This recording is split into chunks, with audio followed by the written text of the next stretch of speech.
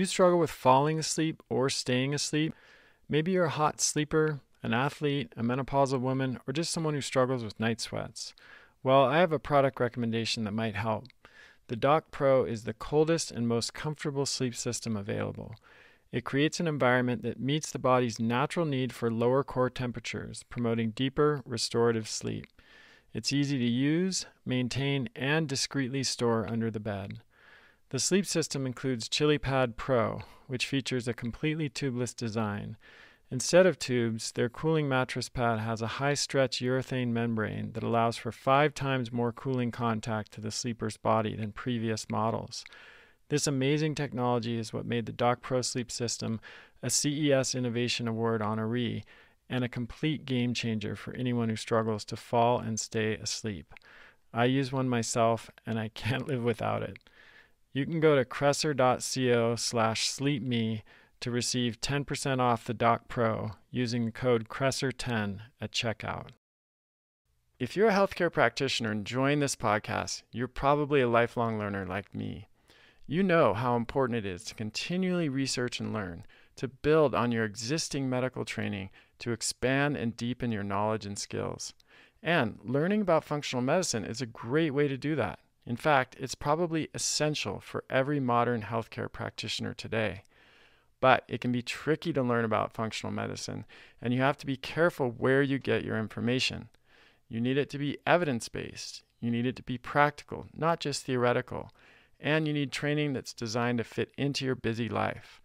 With my year-long Adapt Functional Medicine Practitioner training, you get all of this plus certification. Imagine 1 year from now feeling confident using functional medicine to work with patients with complex chronic conditions. With this training, you'll learn what tests to order, which supplements and protocols to use, and how to support your patients in addressing the real root causes of their symptoms. You'll have the opportunity to get your cases reviewed, to move well beyond theory, and actually use what you're learning from day one in your clinic. We are currently enrolling, and we only do that for a few weeks twice per year. So visit kresser.co/PTP to learn more. That's kresser.co/P as in Peter, T as in Tom, P as in Peter to learn more and start your functional medicine certification training today. Hey everybody, Chris Kresser here. Welcome to another episode of Revolution Health Radio. This week I'm really excited to welcome back Raja Dhir as my guest. He is the co-founder and co-CEO of Seed Health, which is a microbial sciences company that's pioneered applications of microbes to impact human health. So Raja is extremely knowledgeable on the microbiome and using probiotics and prebiotics to modulate the microbiome. He's been a guest on the show a few times. And for this particular show, we're going to talk about pediatric microbiome. This is a really underserved area. It's an area that I'm excited about as a clinician. I've worked with kids for my entire career, and there's just a growing number of challenges to gut health in general, of course, but kids' gut health in particular. And we really need natural, safe products that we can use to modulate the pediatric microbiome. And there has, frankly, just not been very much available in this area. So it's a particular focus of mine and a place that I've been exploring for many, many years. And I'm really excited about this conversation because I think it's going to be impactful for so many of you listeners who have kids who are struggling with gut issues, which is just so common now in my experience as a clinician. So hope you enjoy this conversation as much as I did. Let's dive in. Raja, such a pleasure to have you back in the show. It's great to be here, Chris. It's always nice to combine minds. And so thank you for having me. Definitely. So I want to just dive right in and talk about kids, because in previous shows, we've touched on kids and specific questions around the pediatric microbiome and how we can intervene in ways that support the pediatric microbiome. I have a lot of kids that I've treated over the years as a clinician. I've always accepted kids in my practice over 2 years old. I'm really passionate about helping that audience, for obvious reasons. And then I know we have a ton of parents in our audience that have kids. And I can say that almost without exception, most of the kids I come across in any capacity, whether professionally as a clinician, just as a parent, as a, my extended family, it's really actually uncommon for me to hear about a kid who has perfect digestion and is not experiencing any kind of digestive difficulties. So this is an area where you have expertise and you spend a lot of time thinking about it. What can we say in general about the state of a kid's microbiome versus the adult microbiome today? Are they in a similar challenge situation? What's going on? Yeah, well, I think the field of microbiome got very excited when we started to learn about human milk oligosaccharides and how an infant's exposure, including behaviors with the mother, are involved in the development of what we call a steady state microbiome. So at around age 2, this is where we start to see breastfeeding, mode of delivery, use or absence of use of antibiotics play really big roles. And then fast forward until the post-adolescent microbiome is where a lot of people then pick those areas of inquiry up. And for a long time, we left behind that whole middle area, right? Where the microbiome is developing or emerging from its steady state.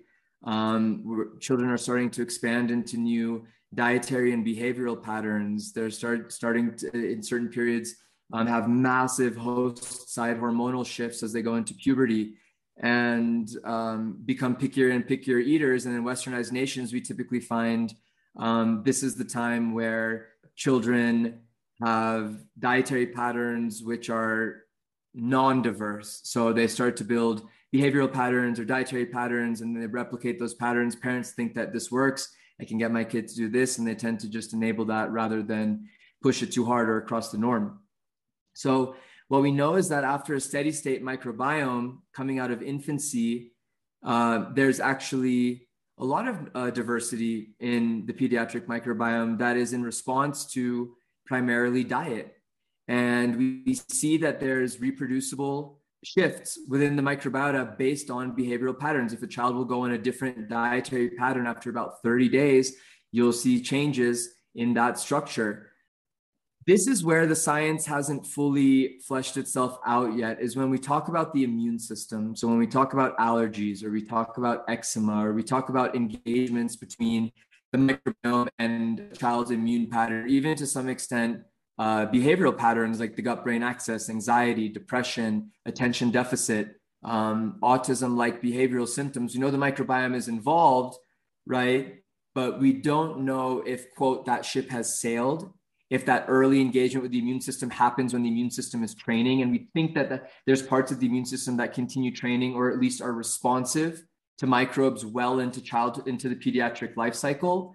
Or we don't know if the bulk of that's still done while the immune calibration is ongoing. That part still, I think I've seen a lot of back and forth in the literature and not something that's super convincing. But when it comes to the digestive system, to the microbiome, to the metabolites that are produced, namely secondary metabolites, including things like short chain fatty acids and other organic acids, and gastrointestinal regularity, intestinal motility, the quality of bowel movements, the frequency of bowel movements, more of the quality of life and the lifestyle and behavioral impact of the gastrointestinal system on children. This is where we really focused on to say, how can we support the development from age 2 to 18 of a pediatric microbiome primarily focused on, let's say, the normalization and the regularization of bowel movements, their frequency, the consistency of them, the resilience after acute events like a course of antibiotics or a radical shift in diet, or after travel, and during periods of various periods of development like puberty. And so it was fascinating putting together this research program. It took us about 2 years. We have strains with data on the gut-skin axis, on the allergic pathway, actually asthmatic, the airway response in children, ranging from toddlers all the way through to teenagers. And then finally finished composition after we developed this and paired it with a preferential prebiotic to develop this symbiotic. Beautiful data on showing a bifidogenic effect. So you're changing or enriching for the organisms that we know are highly desirable within a pediatric gut microbiome. And also this improvement in bowel movement consistency and frequency in children that had less than 4 and less than 5 weekly bowel movements, which is what I would consider to be, and this was our hypothesis going into the trial, at a stage where that bowel movement irregularity will have the biggest impact on quality of life, right? Mm-hmm. Where it's not a daily regular bowel movement, but it's inconsistent, it's variable, and it can start to push up against functional idiopathic constipation. Yeah. And that's, really, really common in my experience. And I like the simplicity of just tracking that as an outcome or as a marker, because it's something that even a parent with a relatively young child can track without having to rely on the child's reporting, which of gut symptoms, which can be really difficult to parse out for a lot of reasons, especially at younger ages. So I want to kind of zoom out a little bit and talk about some of the influences, the things that drive the composition and the health of the microbiome. And these are true not only in adults, but also in kids. And I just want to highlight them because what I see in terms of just global patterns with food consumption is similar direction in kids as in adults, where this movement towards more processed and refined foods, acellular carbohydrates, as some have called them, refined flour and sugar sweetened beverage, sweeteners of all types, snack foods and things like that. And, let's talk a little bit about the impact that has on a developing microbiome and, why we might be seeing an increase in these kinds of functional GI disorders in kids. The first and foremost is antibiotics. And I'm very careful to bring that up because I don't want to discourage people from giving their children antibiotics in cases where it's useful. But I more bring it up to say that it's very rare for a child to grow up in a modern westernized world and not have exposure to broad spectrum antibiotics at least once during their pediatric development. And why this is so important is not so much the antibiotics themselves, but the antibiotics can create a condition for radical shifts in the gut microbiome in a way that one of our hypotheses is that this drives that cascade that starts and presents in gastrointestinal symptoms that can result in further long-term symptomology that presents outside of the gut well into adulthood.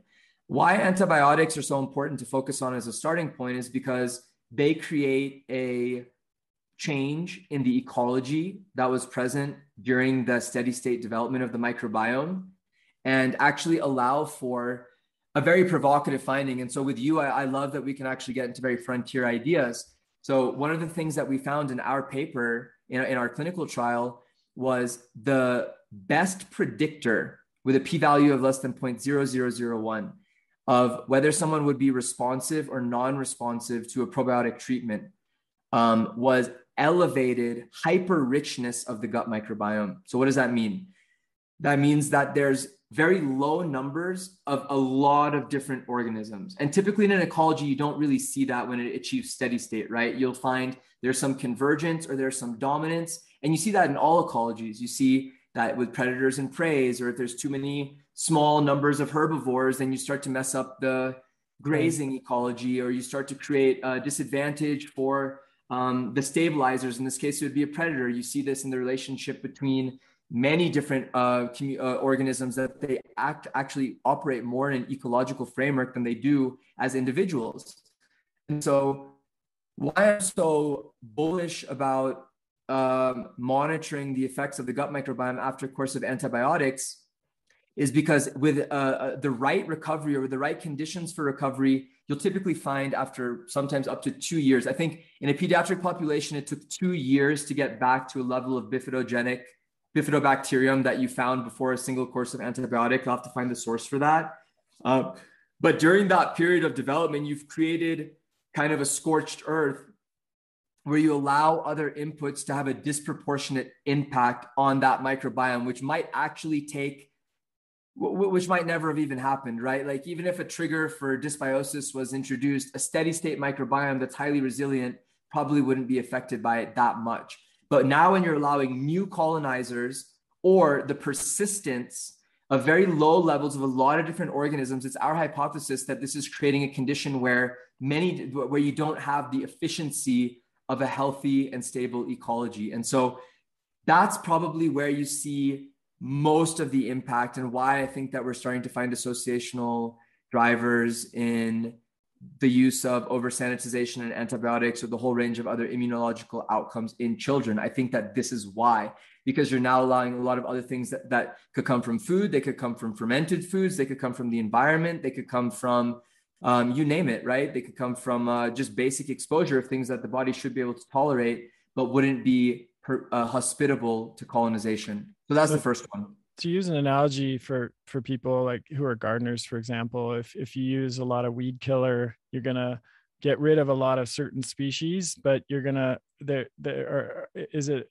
a right analogy that in that scenario, there are certain species that will resist and act and proliferate. And so you end up with fewer species overall, but like a higher number of the remaining species, both good and bad.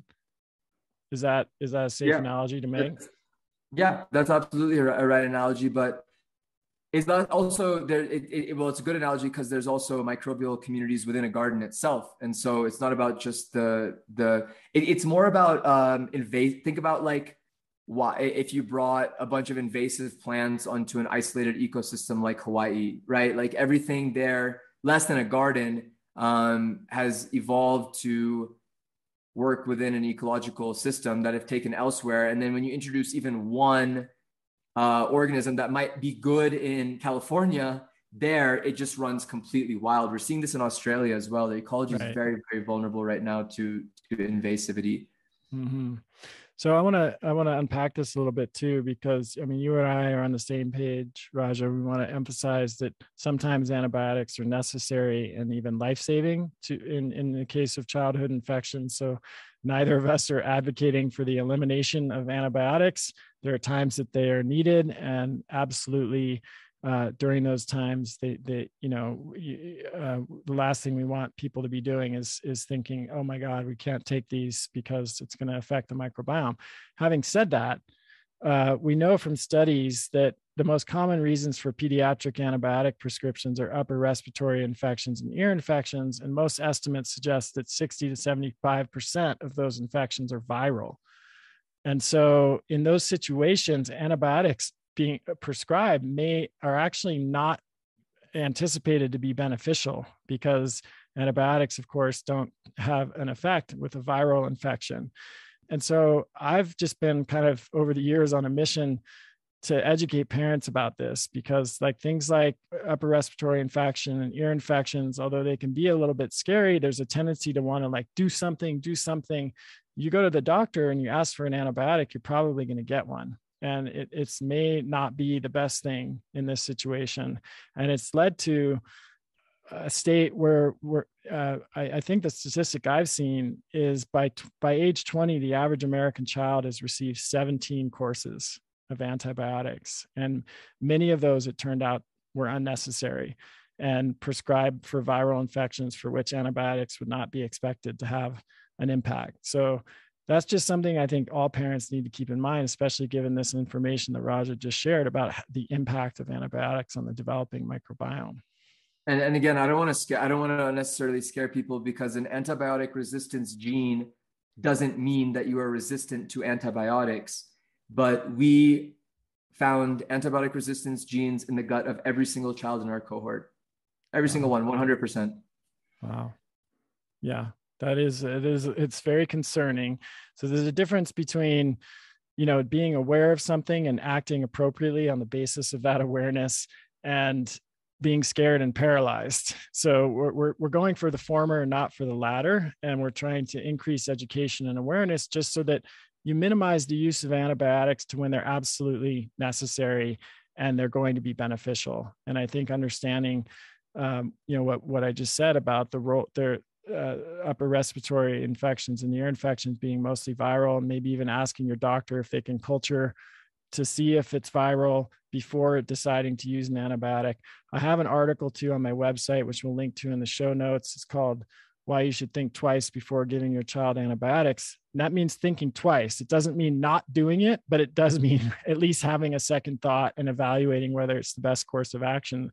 And there are 5 suggestions at the end of that article on how we can minimize the use of antibiotics, or maybe another way to put it is maximize their efficacy and reduce the possibility of downside risk. Okay, so that's the first factor that really drives the evolution of the microbiota in kids. What's the next one?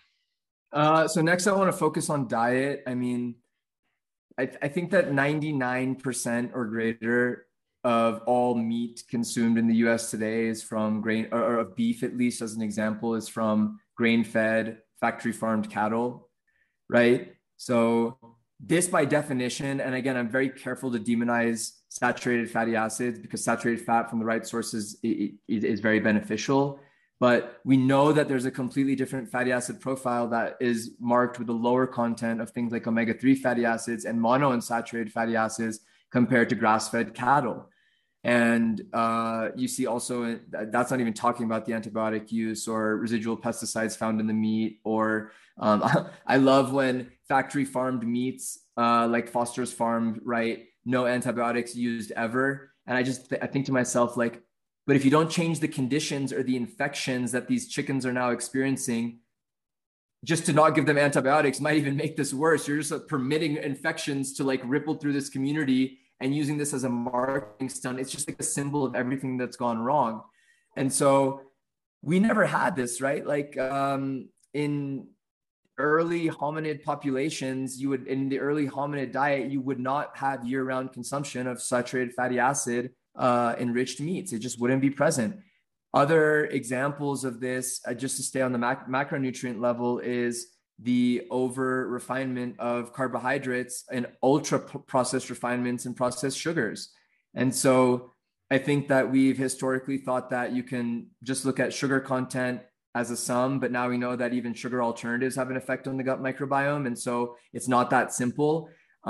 Some very interesting studies that I love to reference, they show that even if you blunt the taste, the sweetness of the taste in animal models, the body craves sugar. So there's an effect that's induced from receptors within the gut as well as from the microbiome, even if it has nothing to do with the sensory perception. If you don't, quote, know, right, the sweetness feedback, you eliminate that, you still get that craving. And so these processed and these ultra processed foods, again, none of these things in isolation are bad. It's not like eating one cracker is bad, but when you combine that, let's say with a lack of diversity of fruits, berries, fiber, diverse sources of fiber intake, and this like kind of opposite end of the seesaw, which would probably be supportive of a strong ecology, then you start to slowly compound what's called risk factors. And so none of these things in isolation are a smoking gun, but you look at the additive and contributive effects of all these things together, and you start to paint a picture where no one thing in common, the combination of pesticides and residual pesticides, refinement, ultra refinement, mono diets, as well as like totally disproportionate contributions within the foods that we eat because of industrialization, create a completely different environment. And each and every one of these have studies to support that has effects on the development of the immune system or the effect of the brain or the neuroactive metabolites that are produced by the gut microbiome or by the amount of butyrate that's produced, which feeds your colonocytes, or the alpha diversity and beta diversity of the gut microbiome itself, or its resiliency in response to antibiotics. And you stack all of these things together, and it paints a picture that is just this mosaic of risk factors, which are very hard to pick apart, but in some are definitely speaking towards a trend, which actually is less about acute pathogenicity, right? We used to think before about infection or like one organism like Clostridium difficile or like Fusobacterium. And now it's more about these chronic, long-term, low-grade ecological disruptions that create an environment that we haven't fully teased out where and how it'll break down for different people at what stage in life. Right.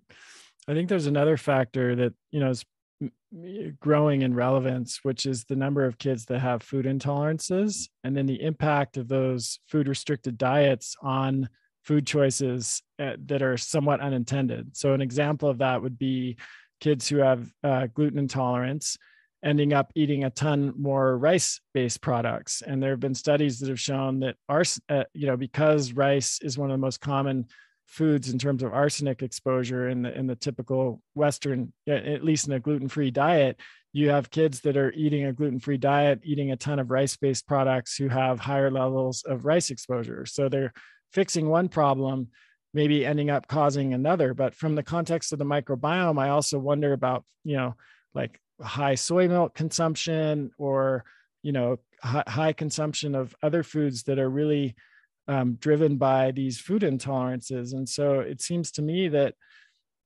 there's like a chicken and egg situation there where we, the gut issues are what caused the food intolerances in the first place, but then the limited food choices and excess consumption of certain foods that actually further the development of food intolerances. So how do you think about that? Well, we see that with gluten and gliadin.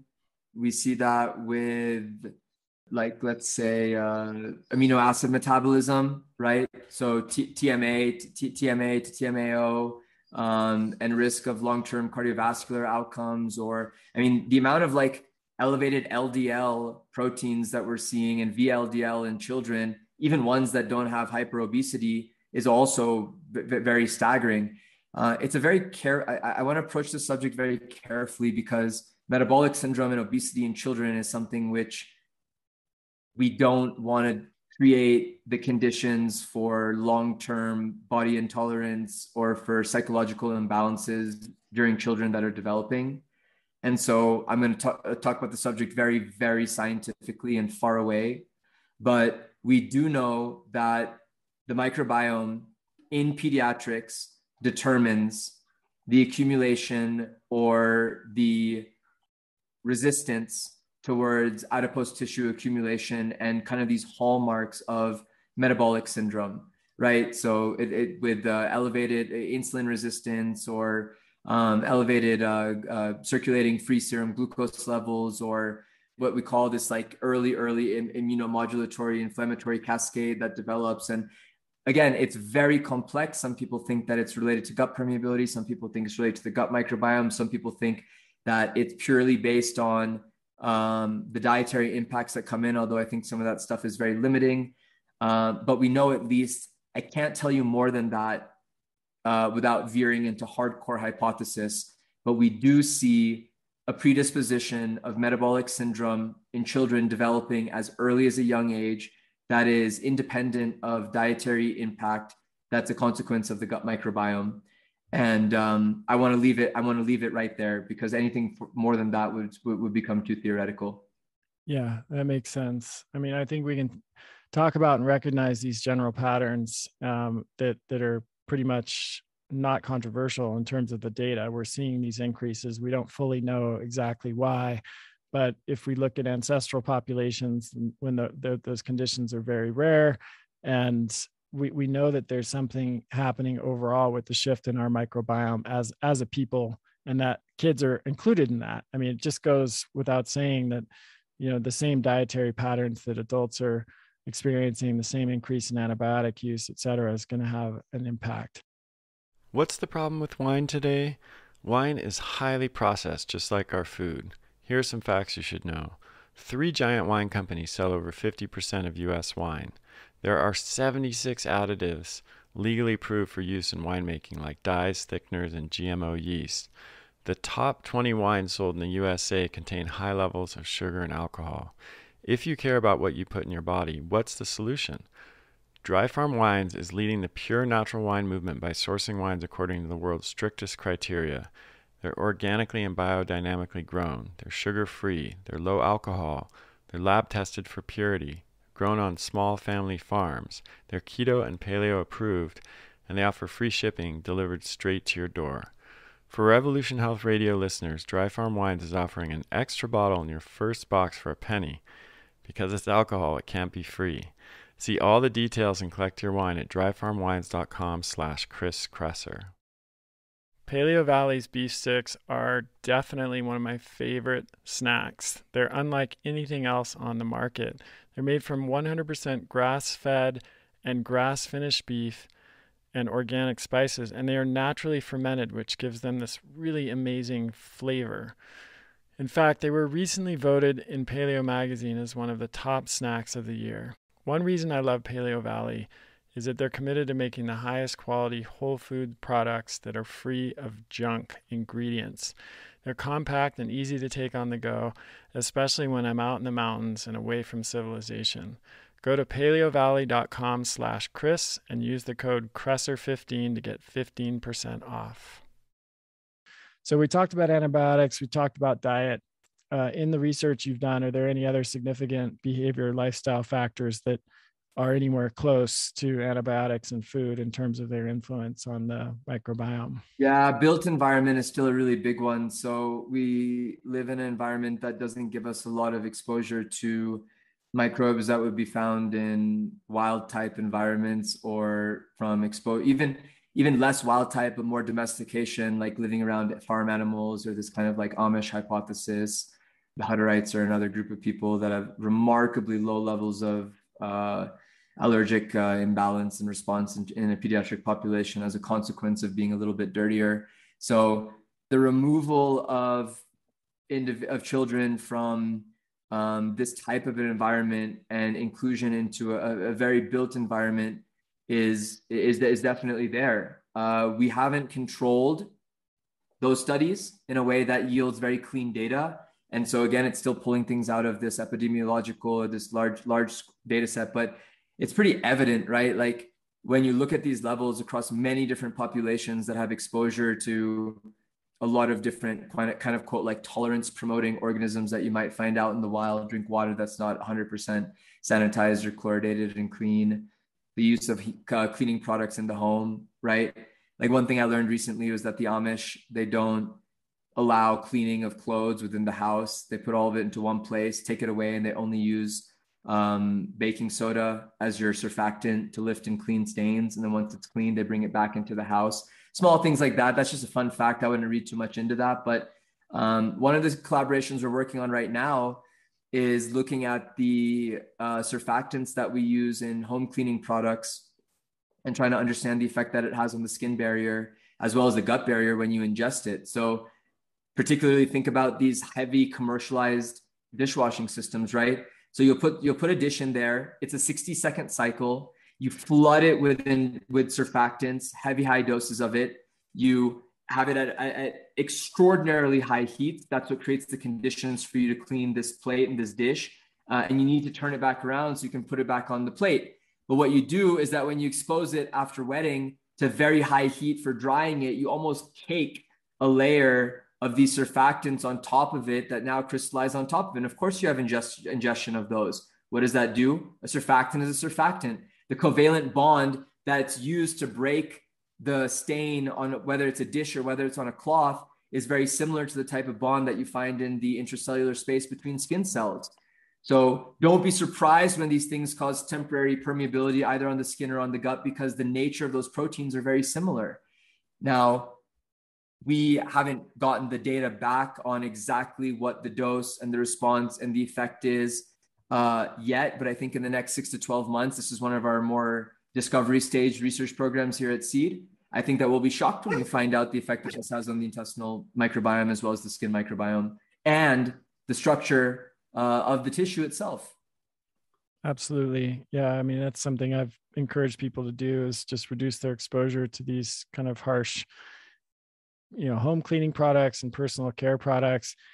Even though I think in some areas the research is still on, we need more research and data, like you're saying. To me, it's a precautionary principle thing personally. And by the way, Chris, sorry to interrupt, check this out. It's not just that natural is better. A surfactant is a surfactant.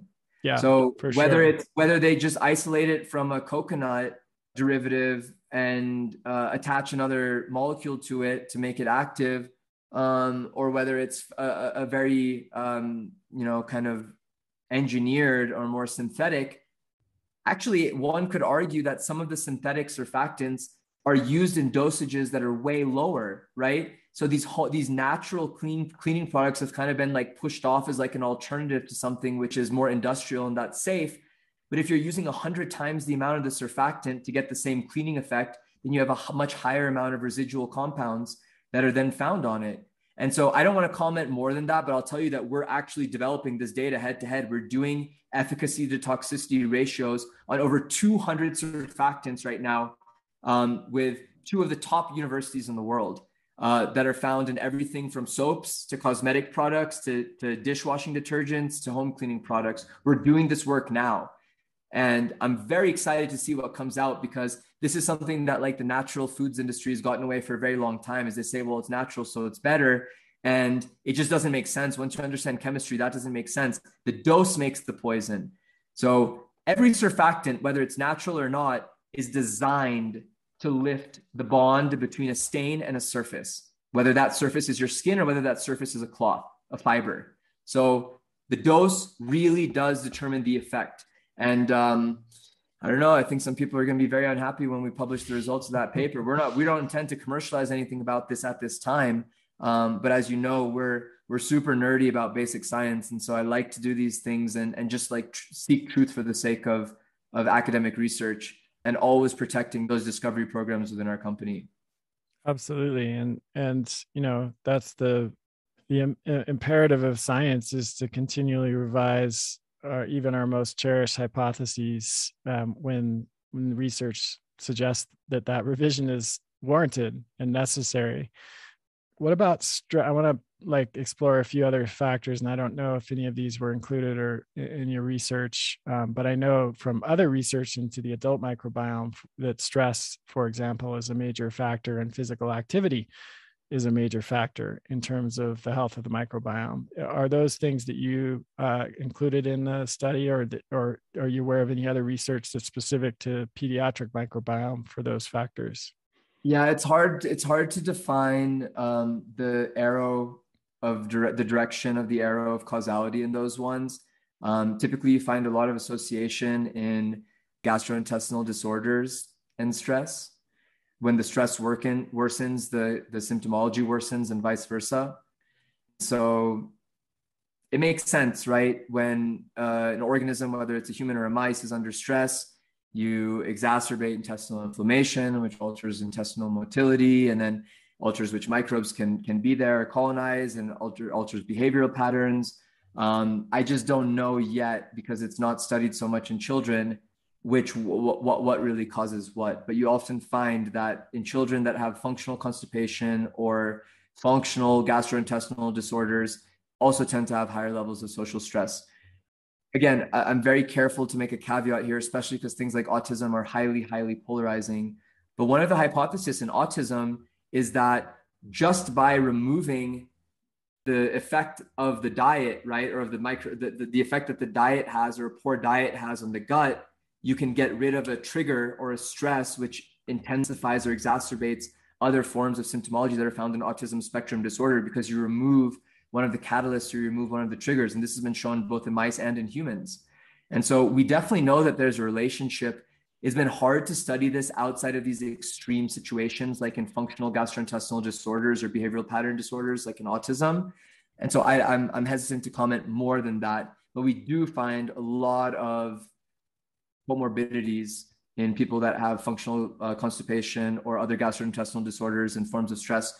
One very interesting finding, and this was, I think, in an adolescent to adult population, was athletes. So it's the people that are on both ends of the spectrum, but extreme physical activity is also seen by the border. It's a positive form of stress, but it's still treated as a stress, right? So we know that like athletes also have very, very high levels of gastrointestinal comorbidities. We see that across people that are involved in high levels, especially high intensity interval training or very rigorous programs. Not so much in swimming, but definitely in other forms of intense activities.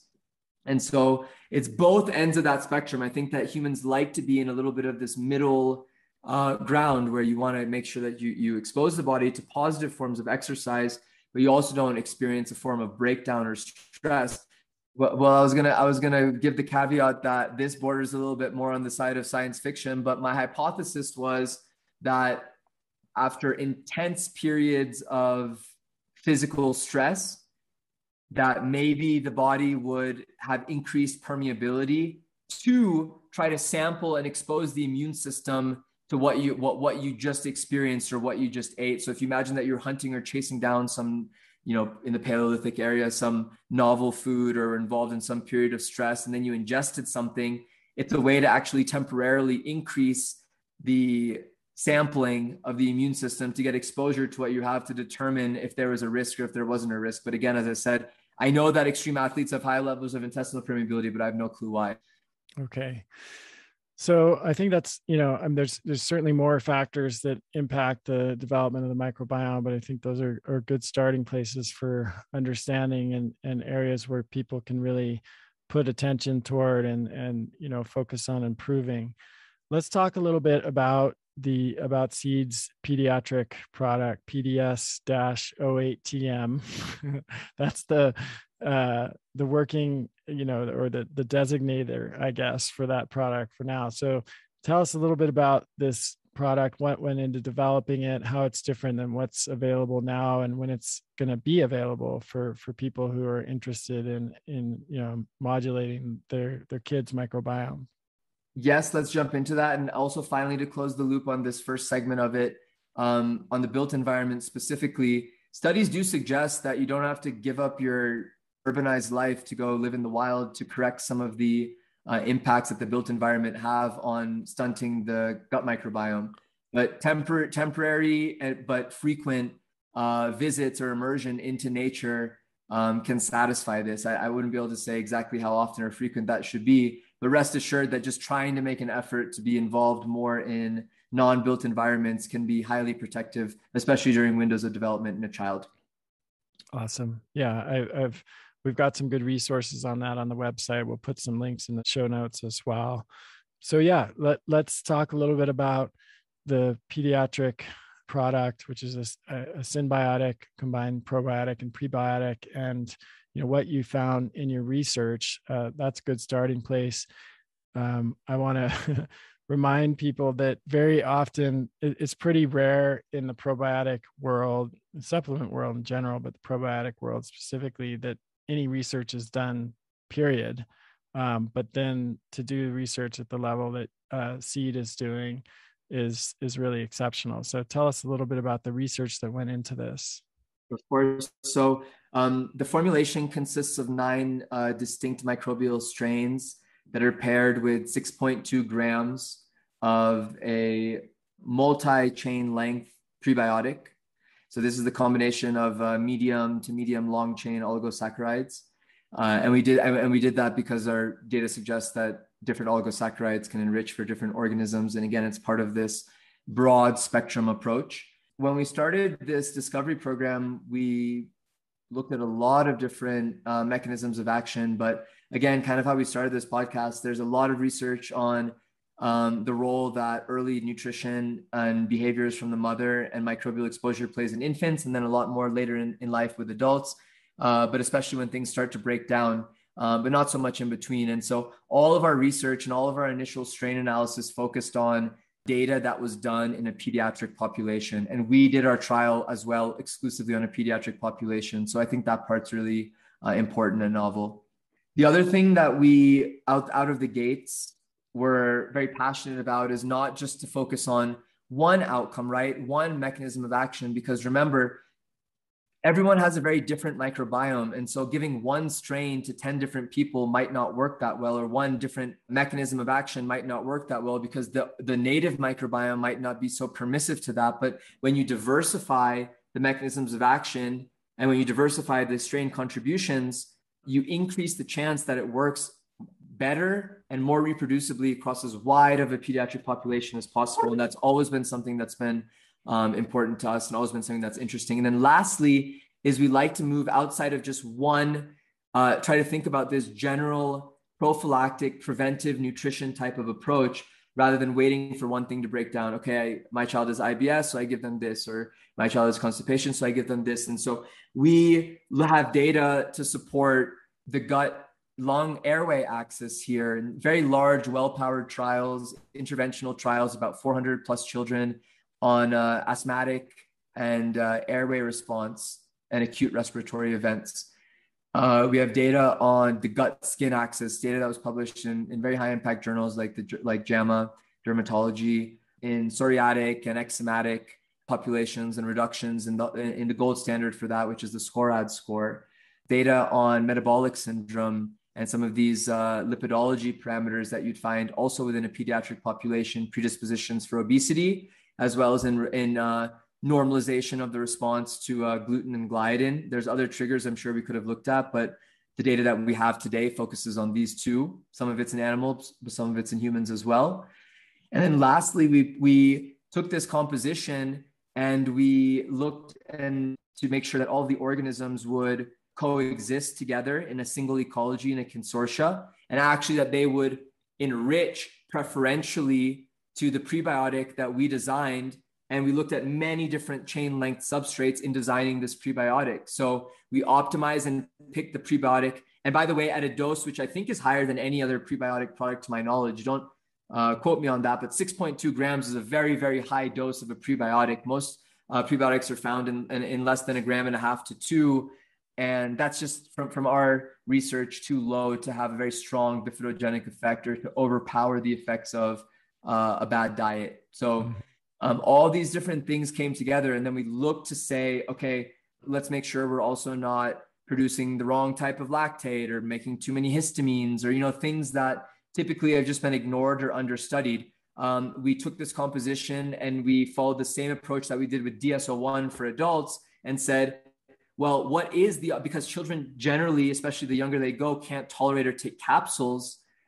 How do we reconcile that? How do we make sure that we get a high level of microbial survivability without a loss? And so whereas in DSO1, we recommend feeding on an empty stomach because we found that there's a much higher microbial survival rate in fasted versus fed states, 100% actually. We found that in this pediatric population, you actually want to give it to it in a fed state because although there's a longer incubation time in the gastric chamber, there's a pH buffering effect. And so instead of exposing it to pH of 1.8, it jumps up to about 3.5 to 4.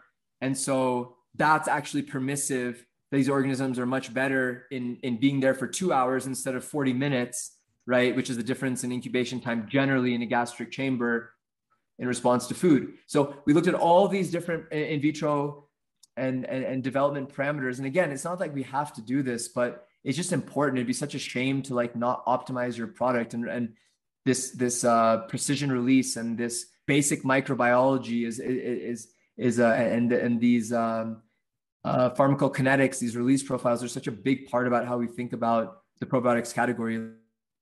Yeah, I was just going to say, it's such an attention to detail there that I appreciate. And it's so rare, again, in the industry in general, in this specifically. Since we're getting short on time, what you mentioned before, that frequency and consistency of bowel movement improvements there was one of the main outcomes of the trial. What were some of the other say more about that, and then what were some of the other outcomes, any side effects or adverse effects, et cetera?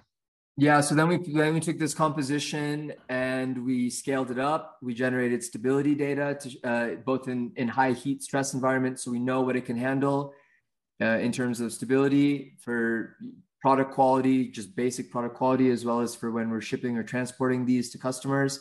And then a gold standard placebo-controlled double-blinded trial in a pediatric population. And so most of these children had weekly bowel movements less than 4. Another subsection had weekly bowel movements less than 5 bowel movements per week.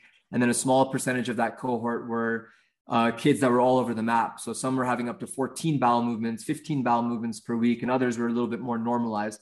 And that's important because though we were really initially set out to study the effects of this composition on increasing weekly bowel movements, and also you have to design clinical trials a certain way to make sure that you can answer with the right statistics the questions that you're asking. You do want to show tolerability and safety, and also that you don't elevate bowel movements in children that already have a healthy state, right? So you want to show this kind of homeostatic effect. If a child already has a normalization of bowel movements, you don't want to now make them have excess. And so we got all this data back. Most striking is that we found a significant improvement in weekly bowel movements of greater than 2 and greater than 3 even, in both children that had less than 4 and children that had less than 5 starting weekly bowel movements compared to a placebo. And this is very important because in interventional trials, especially when it comes to these multifactorial conditions like bowel movement response and frequency, where you can't control for diet, you can't control for stress, you can't control for their starting microbiome, you can't control for genetics, typically you find such a high placebo response because of psychosomatic effects of hope. Okay, I'm trying something, my child's suffering, I really want them to get better. And so to beat placebo is very hard, right? A lot of trials show that children report feeling better, but then you have to say, okay, I mean, we could argue whether that's still in and of itself good enough, but I think that doesn't answer the scientific side of if the product actually works versus if it doesn't. And I think that's really important. So improvements of bowel movement frequency was the primary endpoint of the study. We met that endpoint. Another really interesting thing that we found in this trial was a bifidogenic effect. And so we saw an enrichment of all of the species that were found within the composition, the probiotic composition, within the interventional cohort, but not in the placebo, right? And that's important because you want to say, okay, is what you're actually giving enriched?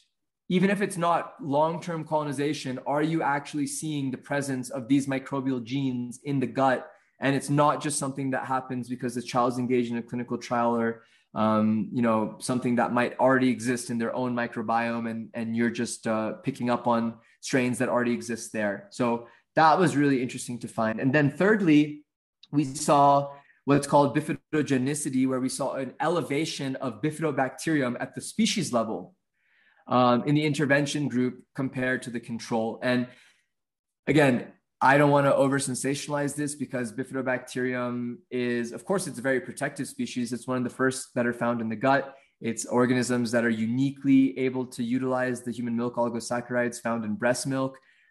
It's species that are uniquely elevated in people that live to 100 compared to ones that don't.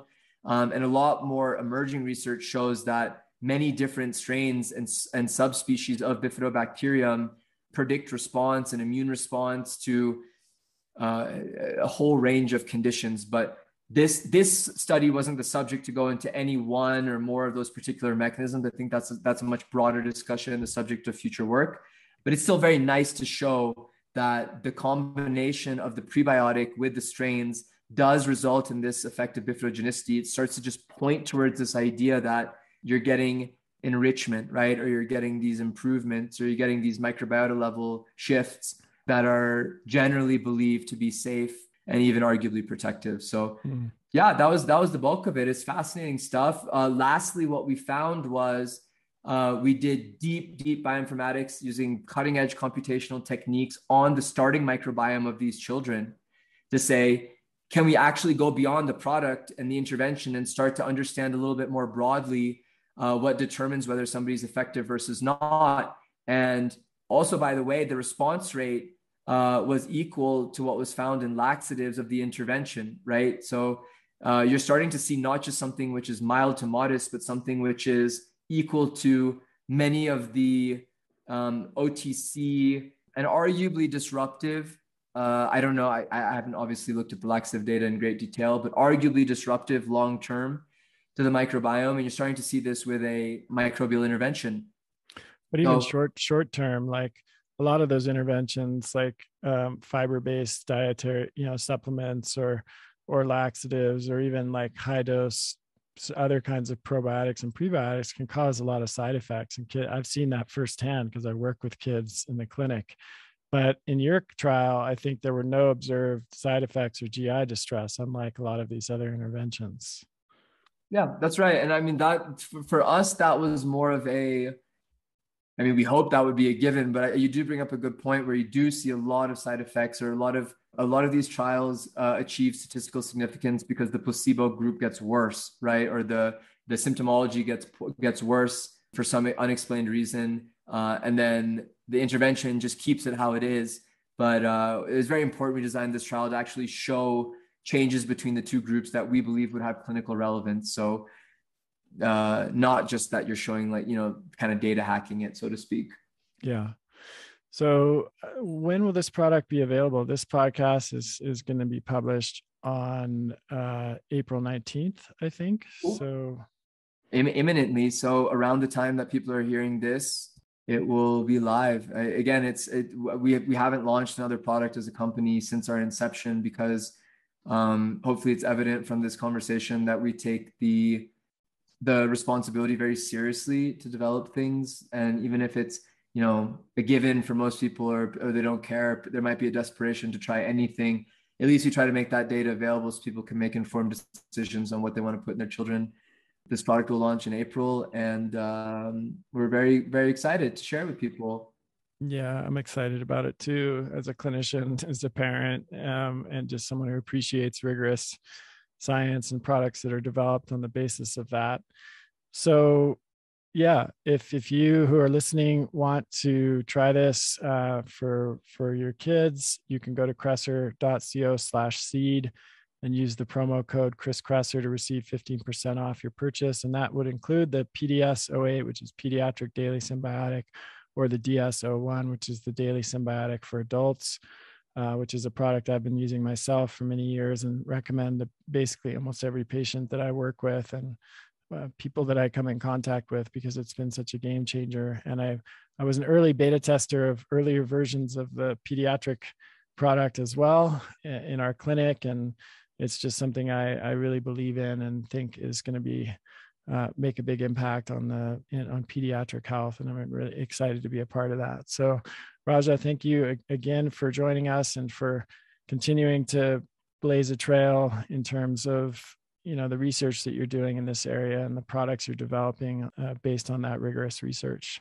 Thanks, Chris. Thank you. I really appreciate your enthusiasm and overall commitment to just follow the literature and just like an overall acknowledgement that science isn't this kind of like static hierarchical thing, but rather it's a process and it's a methodology, and bringing people along in that journey and educating people as you go along the way. So I really enjoy our conversations. Thank you for the conversation, the platform, and hope we get some time to spend the opportunity to spend some more time together. Absolutely. All right, everybody. Thanks for listening. Keep sending your questions to chriskresser.com/podcast question. Again, go to kresser.co/seed and use the promo code Chris Kresser, all one word, to save 15%. And I highly recommend you give this a shot if your kids are experiencing, really, it's not just digestive issues, as we discussed, they're respiratory issues, skin issues, the gut, lung, skin axis, and I think brain health is also pretty impacted often by gut microbiome. So thanks again, everybody. We'll see you next time. When I find a company that I love and I think you'll love, I do my best to support it and help it grow. Sometimes that means just getting the word out through my podcast, emails, and social media channels. And other times that means investing in the company or joining their advisory board.